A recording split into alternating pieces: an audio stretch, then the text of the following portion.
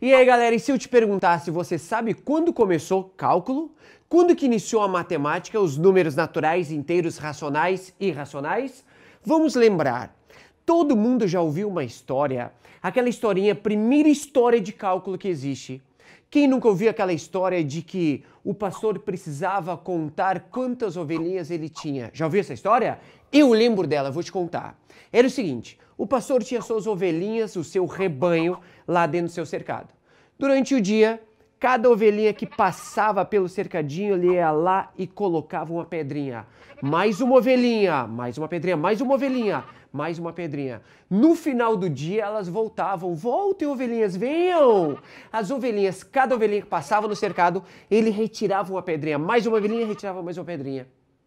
No final do dia, se todas as ovelhas estivessem no seu rebanho, dentro do seu cercado, e ainda sobrassem pedrinhas no saco, o que isso quer dizer? Que tem ovelhas perdidas aí. Sabia que essa é a primeira história de cálculo que existe? História do quê? Cálculo. Do quê? Cálculo. O que é cálculo? Sabe o que é cálculo? Pedrinha. Tanto é que quando você tá com cálculo renal. O que é cálculo renal, meu filho? Pedrinha no rim. Então, a primeira história de cálculo tem a ver com pedrinhas. É o pastor que contava suas ovelhinhas. E aí surgiram os números naturais. Fez sentido? Então, quando alguém falar assim para você quem são os naturais, eu quero que você lembre das ovelhinhas da natureza. Pensa comigo, tem como nessa época o nosso nobre pastor ter lá 2,5 ovelhinhas? Para de pensar em churrasco, rapaz. Tem como ter 2,5? Não, não tem. Tem como ter 2 ovelhas? Sim. 3 ovelhas? Dá. Raiz de 3 ovelhas? Nem pensar. Então, nessa época, tínhamos 0 ovelhas, ou 1 ovelha, ou 2 ovelhas, e aí estão os naturais, 0, 1, 2, 3, e aí vai. Conforme o ser humano foi evoluindo, entenda que foi a evolução da matemática, não foi assim, ó, um dia chegou alguém e falou assim, ó, hoje eu vou inventar todos os conjuntos numéricos. Não existe isso. A matemática ela foi evoluindo de acordo com a necessidade do ser humano. Você lembra aquela aula de história que o professor te ensinou escambo, lembra? Eles iam trocando, quando começou essa permuta, essa troca, surgiram os números negativos, porque eu tinha que representar essa história de um ficar devendo para o outro. E quando surgiram os números negativos, vieram os inteiros. Quem são os números inteiros? É a definição mais fácil de lembrar. Número inteiro é aquele número que é inteiro. Dá uma olhada nos números inteiros, olha eles! E vem o 0, 1, 2, o 3, pode ser negativo? Pode! Menos 2, menos 3, menos 4. Esses são os números inteiros, são todos aqueles números que são inteiros. E aí depois dos inteiros, sabe quem vem? Vem os racionais. Quem são os racionais? Vamos pensar, vamos lembrar? O ser humano ele foi evoluindo, houve a necessidade de representar os números. Primeiro eu precisei contar as ovelhinhas, depois surgiram os números negativos para falar do escambo de um ficar devendo para o outro. E se eu perguntasse a você que está assistindo aí, me diga qual é a sua altura, 1 ou 2? Sabe o que você vai falar? Nenhum, não é nenhum nem 2, é que está entre 1 e 2. E aí, quer dizer que nessa época surgiu a necessidade de números quebrados.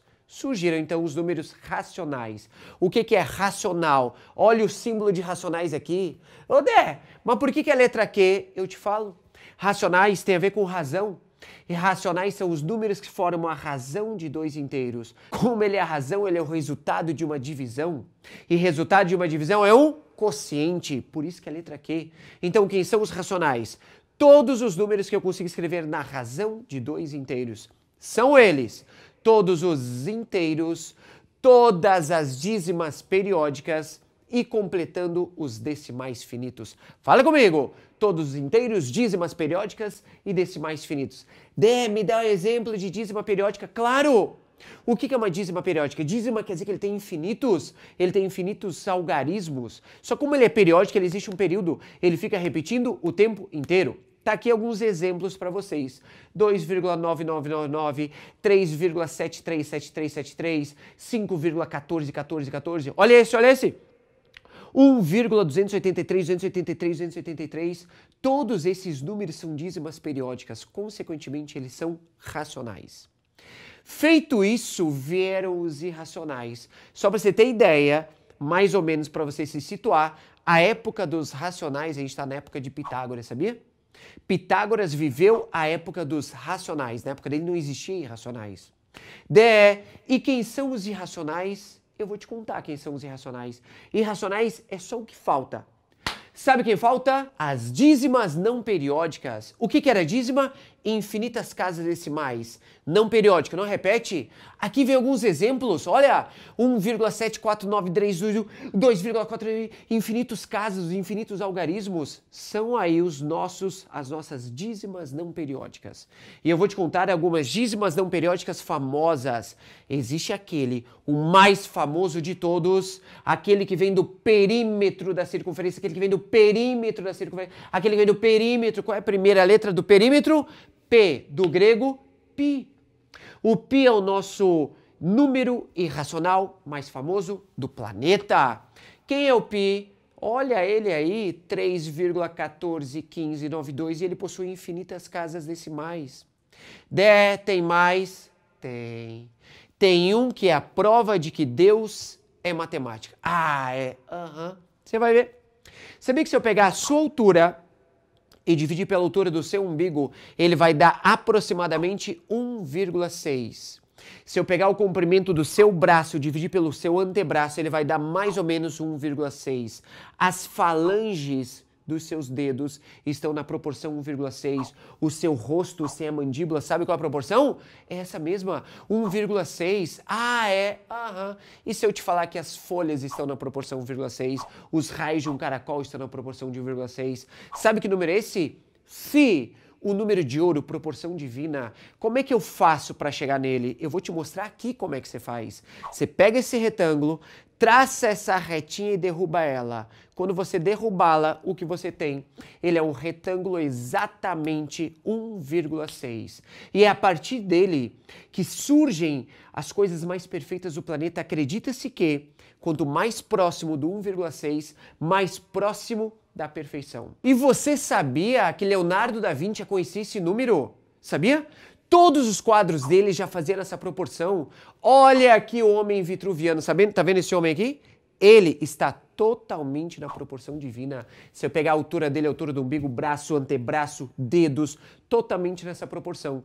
E Leonardo da Vinci tem mais, tá? Ele já usou a moldura na proporção divina. E olha a Mona Lisa aqui, ó. Olha ela. Oi, coisinha. Oi, Mona Lisa. Sabia que o quadro dela, esse quadro, a moldura, já era na proporção divina? Já está nessa proporção? Se você estudar qualquer coisa que envolva estética, o que é? Design de produto, design de moda, qualquer design.